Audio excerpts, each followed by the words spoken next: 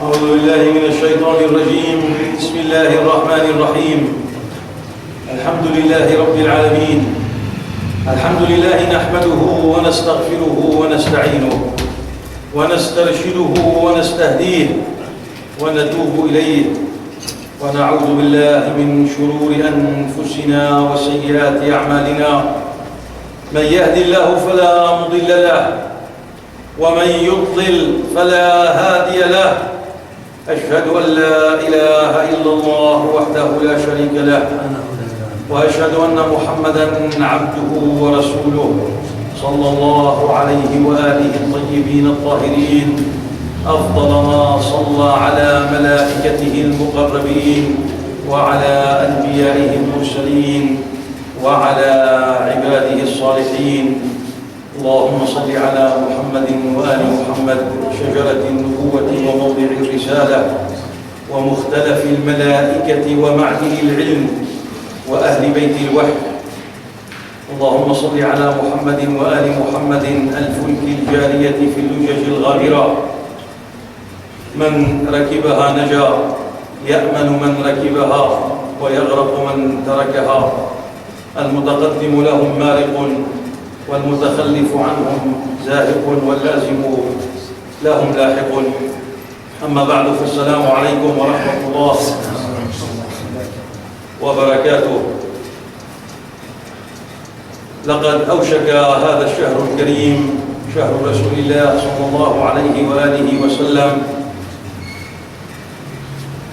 وصرنا اليوم نسأل الله عز وجل أن يبلغنا شهر رمضان، الشهر الذي أنزل فيه القرآن، الشهر الذي هو شهر الله عز وجل.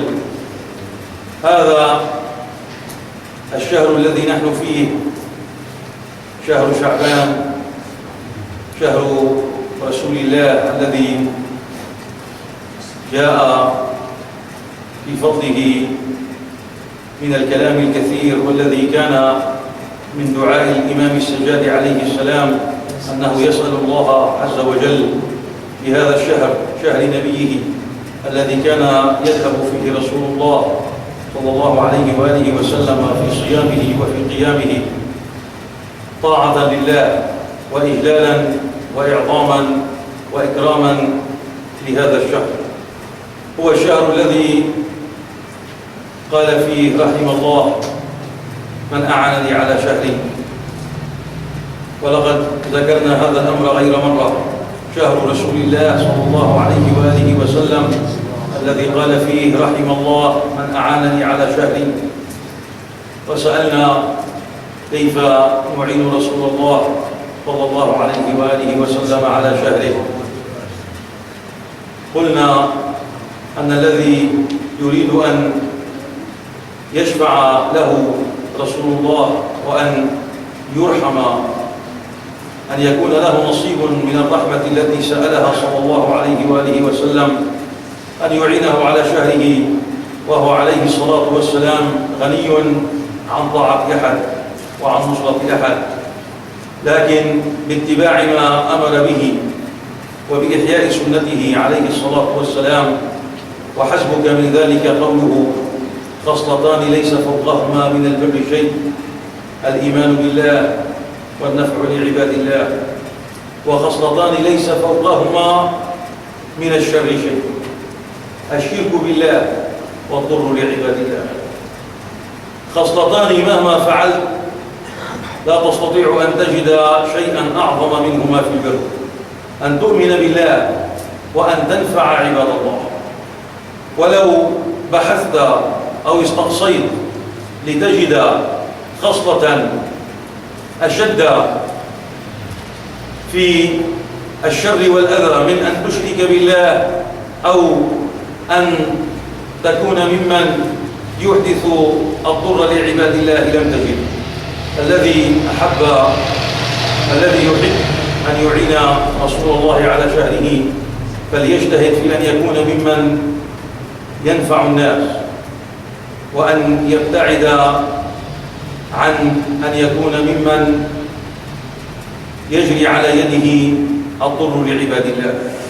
فهذا وجه من وجوه طاعة رسول الله صلى الله عليه وآله وسلم وإعانته على شهره، لعل الله عز وجل يبلغنا شهر رمضان ونحن في عافية في أدياننا وسلامة في أبداننا. نسأل الله عز وجل لنا ولكم التوفيق إلى ما يرضى وإلى ما يحب.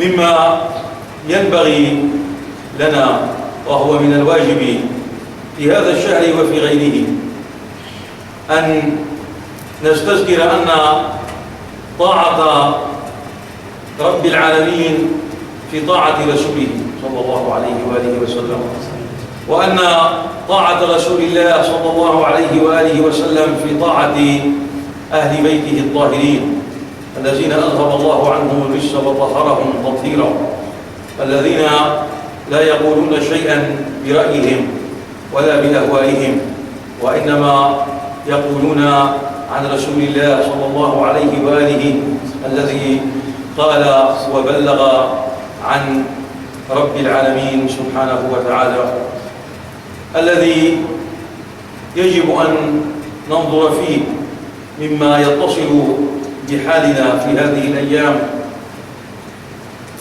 قول الإمام الجواد عليه السلام: لا تعادي أحدا حتى تعرف الذي بينه وبين الله تعالى.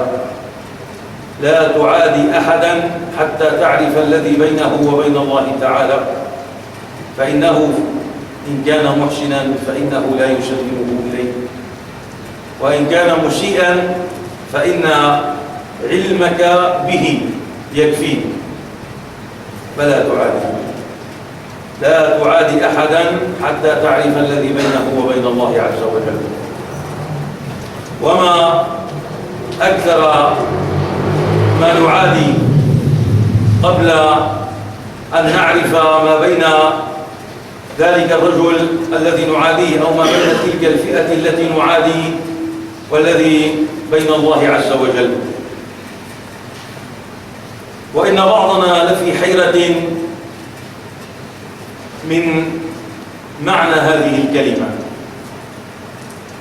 الذي ينبهنا على خطأ ما، والذي يريد أن يرشدنا إلى طريق سوي وإلى صراط مستقيم كثيرا ما نغضب منه، لأننا نظن أنه عدو لنا، ولو لم يكن عدوا لنا لما عنفنا أو وبخنا أو أظهر ما نحن فيه من العيوب.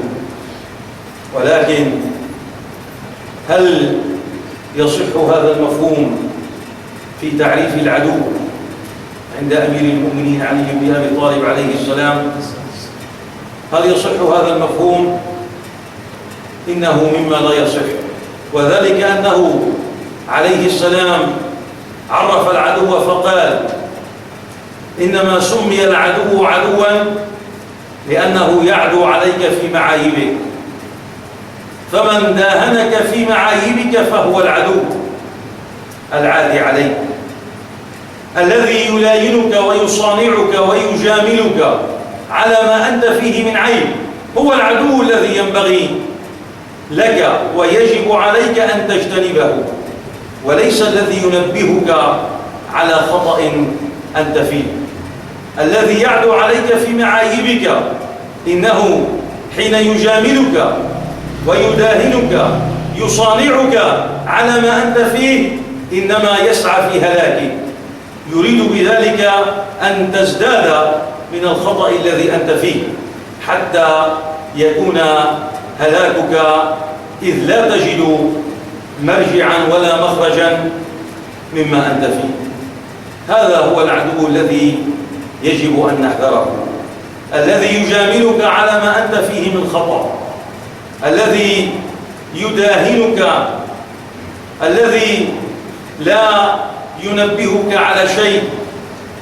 وأن من شروط تمام الإخاء أن وجها من وجوه الخيانة من رأى أخاه على أمر يكرهه ثم لم ينصح له وهو يقدر على تغييره فقد خانه.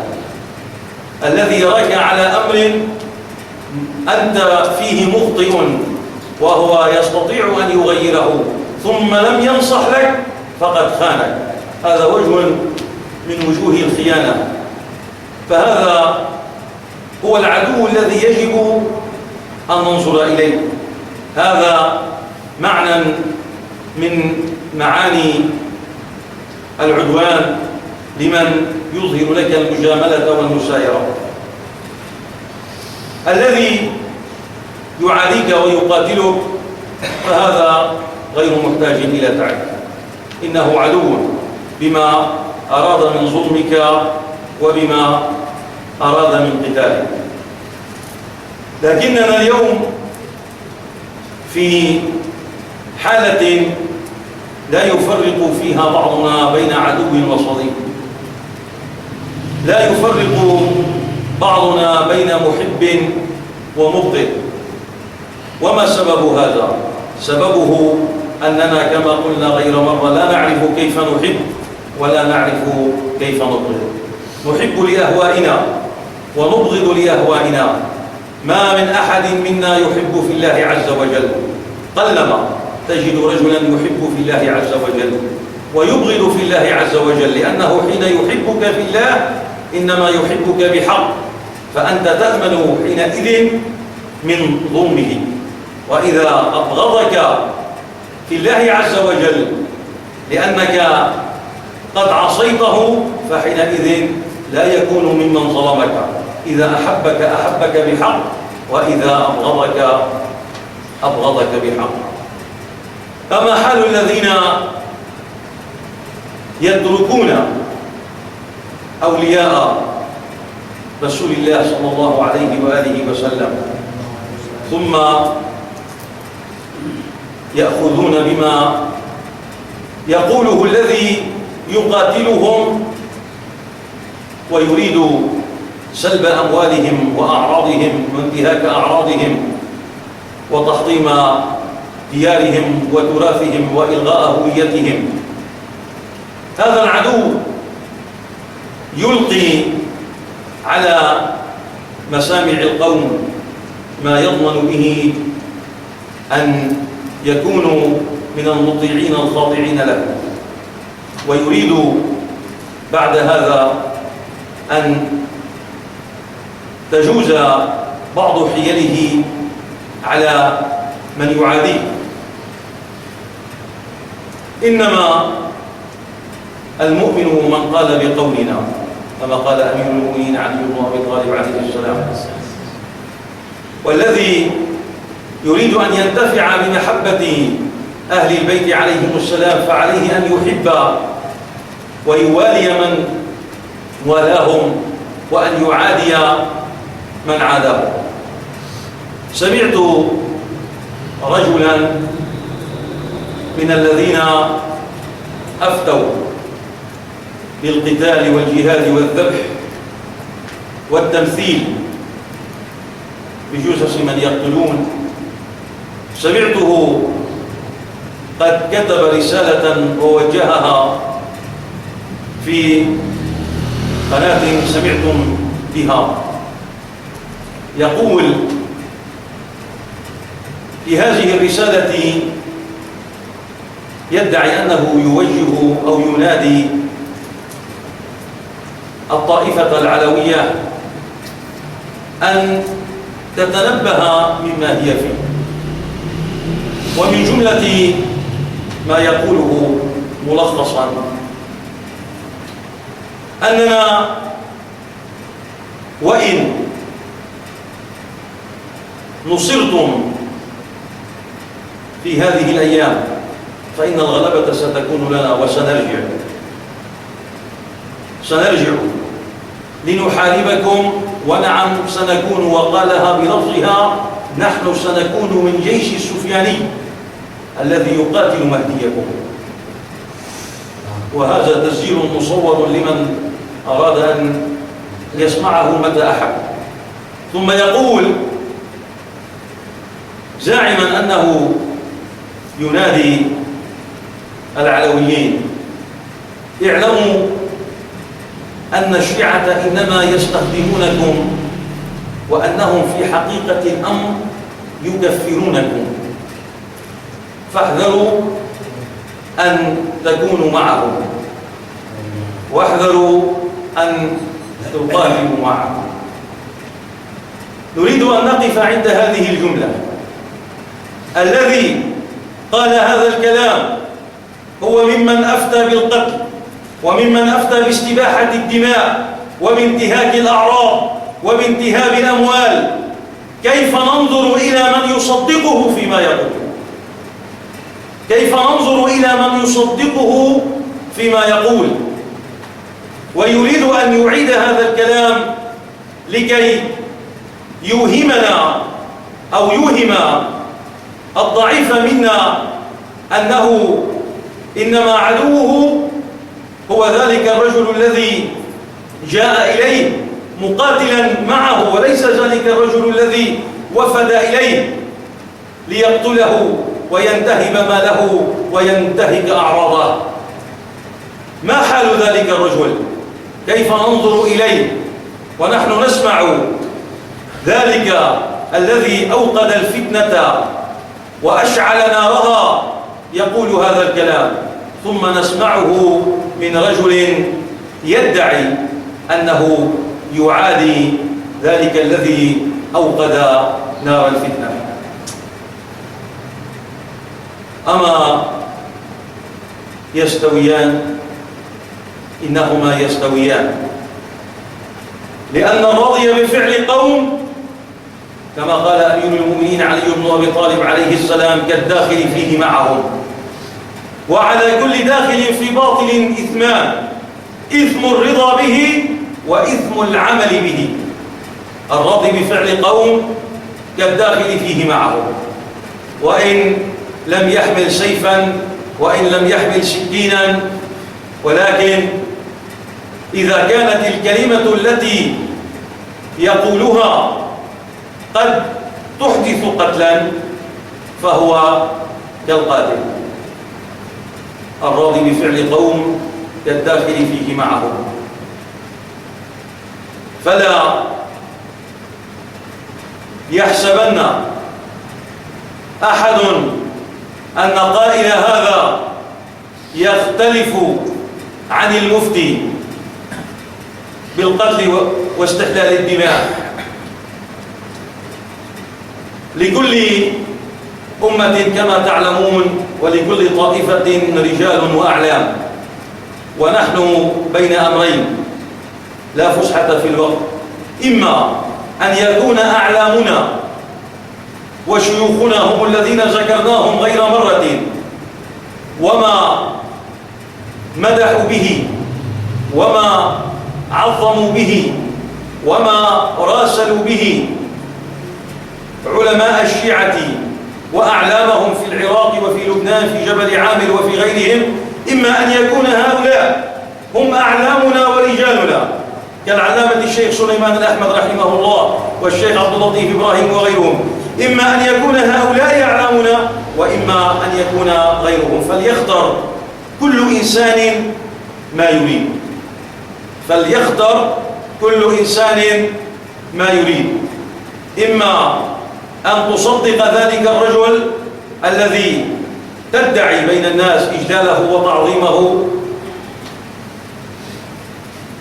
فيكون عندك مؤتمنا إذا صنف لك العدو وصنف لك الموالي والصديق، وإما أن تأخذ من غيره. حسبك من ذلك ما قاله الشيخ عبد اللطيف إبراهيم رحمة الله تعالى ورضوانه عليه للشيخ محمد الحسين الكاشف الغطاء، من ذلك بيتان: يا منصف الإسلام من أعدائه، وحسامه المتلألئ المشهور، ما زلت تحرس دين آل محمد وتزول عنه مظفرا منصورا. إذا كان لهذا الرجل عندك من القدر والقيمة ما تدعيه، فاعلم أين العدو وأين الصديق، واحذر أن تداهن أو تجامل من يقول غير هذا.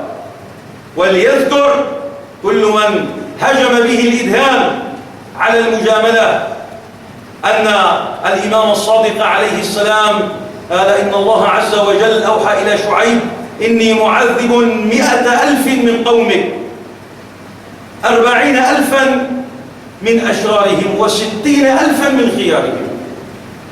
فقال نبي الله شعيب عليه السلام يا رب هؤلاء الأشرار عرفنا حالهم يعذبون، فما بال الأخيار؟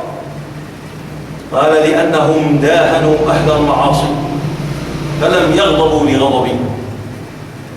الذي يداهن أهل المعصية والذي يستحي أن يقول كلمة الحق ولا يأمر بالمعروف ولا ينهى عن المنكر، وهذا من أشد ما يجب أن ينهى عنه. يقول الإمام الصادق عليه السلام ويل لقوم لا يدينون الله بالأمر بالمعروف والنهي عن المنكر. نسأل الله عز وجل أن يجعلنا وإياكم ممن يأمر بالمعروف وينهى عن المنكر، وأن نخرج من شهرنا هذا شهر شعبان شهر رسول الله صلى الله عليه وآله وسلم وقد غفر الله ذنوبنا وهدانا وثبتنا وجعل في قلوبنا محبة رسوله ومحبة أهل بيته أعظم ما نجده وما ندخره. يا رب فاجعل موالي آل فاطمة أعز عندي من مالي ومن ولدي. عباد الله، إن الله يأمر بالعدل والإحسان وإيتاء ذي القربى وينهى عن الفحشاء والمنكر والبغي يعظكم لعلكم تذكرون. اللهم اجعلنا ممن ذكرته فتذكر وزجرته فانزجر وأسمعته فسمع وبصرته فأبصر. أقول قولي هذا وأستغفر الله لي ولكم.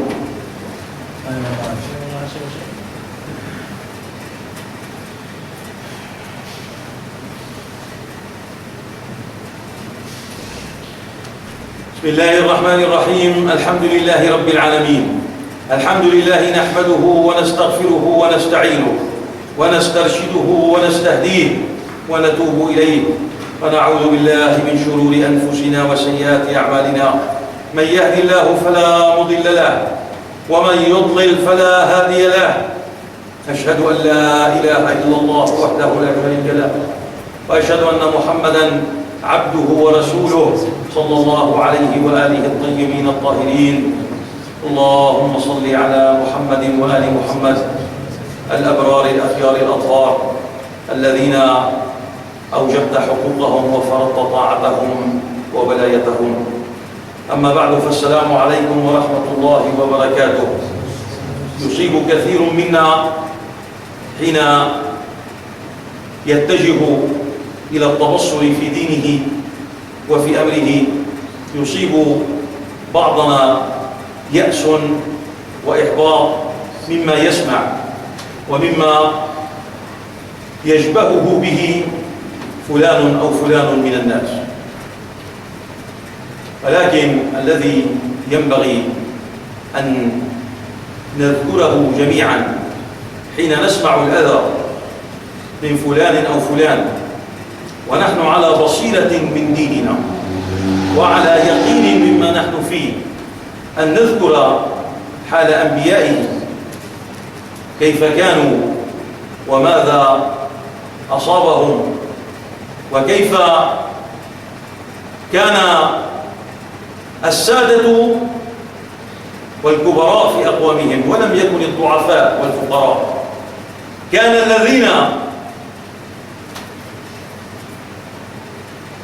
يصيبهم من الدعوة إلى الله عز وجل ما يصيبهم من ذهاب جاههم هم الذين يقاتلون وهم الذين يجحدون وهم الذين يدفعون تبليغ رسولهم ودعوته. في ما ذكره الله عز وجل من قصة نبيه نوح عليه السلام: ولقد أرسلنا نوحا إلى قومه إني لكم نذير مبين ألا تعبدوا إلا الله إني أخاف عليكم عذاب يوم أليم. فقال الملأ الذين كفروا من قومه: ما نراك إلا بشرا مثلنا وما نراك اتبعك إلا الذين هم أراذلنا بادي الرأي وما نرى لكم علينا من فضل بل نظنكم كاذبين. إذن عيروه بأنه لم يتبعه إلا الفقراء، أراذلنا أي الذين لا نلتفت إليهم لصغر شأنهم. ما نراك اتبعك إلا الذين هم أراذلنا بادي الرأي اتبعوك بلا بصيرة ولا تفكر. قال: يا قوم أرأيتم إن كنت على بينة من ربي وآتاني رحمة من عنده فعميت عليكم أنلزمكموها وأنتم لها كارهون. إذا كان الرجل على بصيرة من دينه وعلى يقين من أمره فلا يلتفت إلى ما يقوله فلان أو يطعن به فلان أو يسيء إليه فلان، فإن كل رجل ينطق بكلمة الحق ويحملها إنما هو بمقام نبي ورسول من رسل الله عز وجل.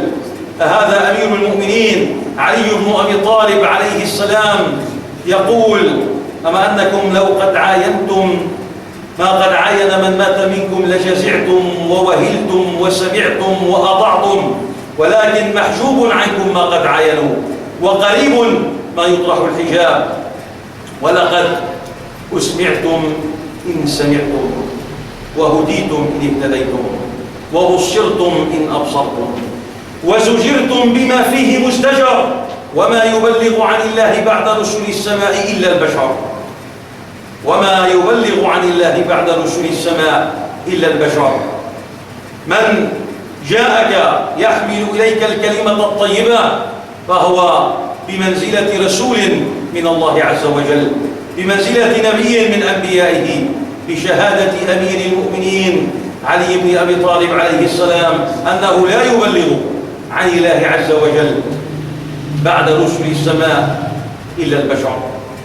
فإذا سمعنا طاعنا على من يحمل الكلمة الطيبة فلا يزهدن أحدنا فيما هو فيه. فإن نبي الله موسى عليه السلام قال: يا رب، كان مما سأل ربه: يا رب أسألك ألا يذكرني أحد إلا بخير. فقال: يا موسى ما جعلت ذلك لنفسي، ما جعل الله عز وجل ذلك لنفسه. يا رب أسألك ألا يذكرني أحد إلا بخير. لم يجعل الله عز وجل هذا الأمر لنفسه، فلا يطمعن أحد أن لا يسمع فيه إلا الثناء الحسن. سيسمع من التكذيب ومن الطعن، وهنا يكون يقينه، وهنا يبرز تصديقه بما قاله الأئمة عليهم السلام. هنا يبرز إيمانه بالله عز وجل وبرسوله حين كان يصبر على الأذى. هنا يوجد الإيمان، وهنا يبدو ما بقي من رسول الله صلى الله عليه وآله وسلم إلى يومنا، وما كان قبل رسول الله، وما يكون إلى يوم القيامة، أن يسلم أحد من طاعن أو من قادح عليه. ولكنه لو كان ذلك الأمر يرده ويمنعه لما بلغ نبي دعوة ربه، ولما بلغ مؤمن نيابة بعد لا يبلغ عن الله بعد رسول السماء إلا البشر دعوة ربه. ما بقي أحد إلا أصيب بهذا. كان من الذين قيل فيهم ما قيل وطعن عليهم من أعلام هذه الجبال وعلمائها العالم الجليل الشيخ عبد الهادي حيدر رحمة الله تعالى ورضوانه عليه. قيل فيه ما قيل كما قيل في غيره، فراسله من أراد التخفيف عنه مواسيا وملاطفا له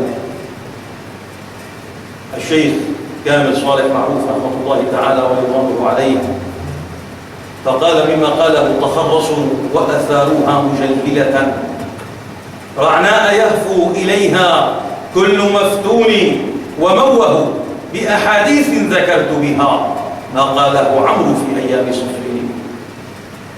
من راجع منكم صفين وما كان فيها يعلم كيف حملت المصاحف على رؤوس الرماء، وكيف قال القوم لا حكم إلا لله، وكيف قال أمير المؤمنين كلمة حق يراد بها باطل. البلية كل البلية أن ترفع الرماح اليوم وعليها مصاحف، وإن لم تكن رماحا من حديد كالتي رفعت في أيام صفين. البلية كل البلية أن تجوز علينا الخديعة. البلية كل البلية أن لا نعرف ولا نميز ما ينفعنا مما يضرنا. من منكم سمع ما وصف به الرجل الذي لا يهمه من أمره غير دنياه؟ أخذ بعض الشعراء هذا المعنى من كلام أمير المؤمنين علي بن أبي طالب عليه السلام ووضعه في الديوان المنسوب إليه: أبني إن من الرجال بهيمة في هيئة الرجل السميع المبصر فطن لكل رزية في ماله وإذا أصيب بدينه لم يشعر. لو أن أحدنا فقد من بيته شيئا لتنبه له، ولكنه حين يفقد من دينه كثيرا لا يتنبه له. هذا الذي كان في صفين لما ينتهي. والفرق بين لم ولما كما يقول علماء النحو أن لم تجزم الفعل، تقطع الحركة، الجزم هو السكون، فتجعل زمنه، ترد زمنه إلى الماضي. أما لما تضمن لك الفعل مستمرا. لما ينتهي، لم ينتهي، لما يعني أن الفعل مستمر. ما قاله عمرو في أيام صفين، ماذا قال وماذا كان؟ هذا ما يجب أن نستحضره وأن نتمثله لأننا نعيشه. ثم زاد فبين حال الناس فقال: والناس مذ وجدوا ما كان همهم إلا انتقاص عظيم القدر مأمون، ما أنصفوه على نعمى شمائله ولا أحلوه إلا منزل الهون. سجية في بني حواء واشجة كالنار تلفح من حين إلى حين، فلا تلومنه فالطين مرجعه وإن تمادت به الأيام للطين. إن ابن آدم مهما عز جانبه فإنما هو مسكين ابن مسكين. ثم كان من جواب الشيخ رحمة الله تعالى عليه: لا تلقي بالا إلى إفك الشياطين، لا تلقي بالا إلى إفك الشياطين وما استحلوه من عرضي ومن ديني، فهم أذل وأخزى لا أبا لهم من أن يحطوا مقامي أو ينالوني. إني وإن لم أكن برا أخا نسك فإن لي خلقا لم يرض بالدوني. نشأت حرا نقي الجيب من صغري وشبت عن خلق سمح وعن ديني. وما الذباب وإن أغزى مسارحه بضائر وقعه نشاب ياحين. فليقل كل ما يريد أن يقول، وللئام فنون في عداوتهم، وقد رموني بأنواع الأفانين وما أبالي ولي ذخر ومعتمد حب النبي وحب آل ياسين. وما أبالي ولي ذخر ومعتمد حب النبي وحب آل ياسين. أف لهم ولما يدعون من حصب تاهوا على الناس أمثال البرازين غلف القلوب، كأن الله شاء لهم أن يشهدوه على علم وتبيين. لو يعلمون غدا ماذا أعد لهم من العذاب ومن أهوال سجين. شر الطعام طعام الخاطئين بها، فما لهم غير زقوم وغسلين. ما لي وللحاقدين الزر، إن لهم كيدا يحيق بهم ذرهم. يكيدوني حسبي من الناس أهل العقل إن رضيت عني، فلست أبالي بالمجانين. هكذا ينبغي أن نقول لكل متقول علينا مدعيا ومختلقا ومتخرصا. والحمد لله أننا أصبنا بما أصيب به أئمتنا وبما أصيب به أعلامنا. ما دمنا على الحق فلا نلتفت إلى أحد. قال الشيخ محمود سليمان الخطيب رحمه الله تعالى ورضوانه عليه: لئن قال المشاة علي إفكا وساقوا فرية ورووا كذابا، فذاك لأنهم لم يدركوني ولو ركبوا لإدراك السحابة. شأوتهم إلى مجد قديم فما عرفوا له بالقصد بابا، وإني أعذر الخفاش يرضى من النور الدياجر والضبابا. تجشم جاهدا ليرى غبارا على ثوبي فأعياه طلابا، ولما لم يجد لي قط عيبا كساني من معائبه وعابا. وحسبنا لما قيل في شيخنا الشيخ عبد اللطيف إبراهيم رحمة الله تعالى عليه أيضا ما قيل، فكان مما قاله: لا أكره الحساد، ليس بوسعهم أن يغمضوا شمس الضحى أفضلها، منت عليهم بالحياة وما رضوا منها ولو خلعت لهم سربالها. والله لو أن الذي ينتقدك لو قدمت إليه روحك ما أرضيته، لأنه لا ينتقدك إلا اتباع الشيطان الذي كما قال أمير المؤمنين دب ودرج في حجورهم وباض في صدورهم. لا يرضى الناس بالشمس يشحلون فضلها لو خلعت لهم سربالها. نسأل الله عز وجل لنا ولكم ولجميع عباده المؤمنين أن يجعلنا ممن إذا سمع الأذى تذكر قول أمير المؤمنين: إذا سمعت الكلمة تؤذيك فطأت لها فإنها تتخطئك.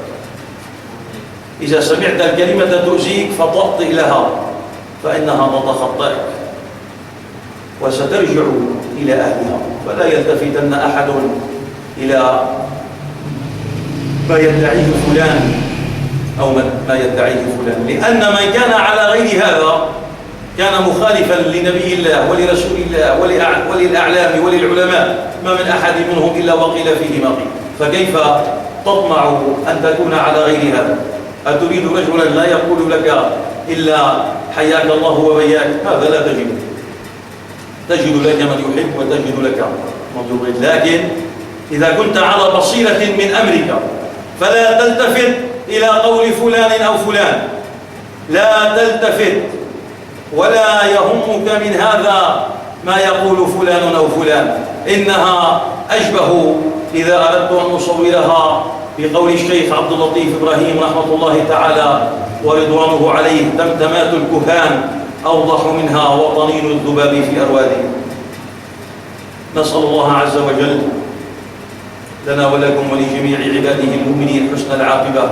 اللهم صل على محمد وآل محمد أفضل ما صليت على عبادك الصالحين وعلى أنبيائك المرسلين وعلى ملائكتك المقربين. اللهم اجعلنا ممن يعرف حق هذا الشهر، شهر رسولك صلى الله عليه وآله محمد خاتم النبيين وتمام عدة المرسلين، ووفقنا يا رب العالمين إلى أن نفيه حقه وأن نكون ممن أعانه على شهره.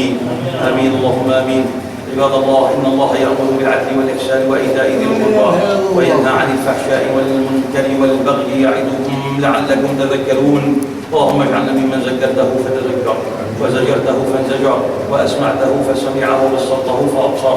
أقول قولي هذا وأستغفر الله لي ولكم.